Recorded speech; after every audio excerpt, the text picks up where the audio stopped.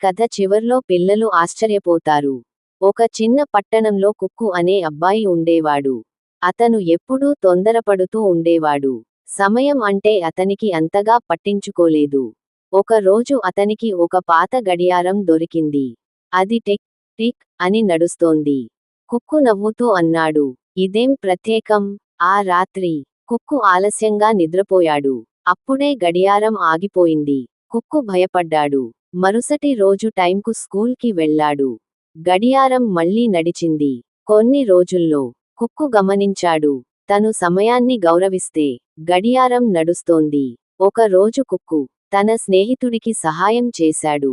ఆ రోజు గడియారం చిన్నగా నవ్వినట్టు అనిపించింది.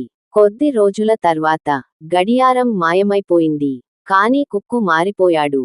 ఇప్పుడతను సమయాన్ని గౌరవించే మంచి పిల్లాడు అయ్యాడు. నీతి: సమయం విలువ తెలుసుకుంటే జీవితం చక్కగా నడుస్తుంది.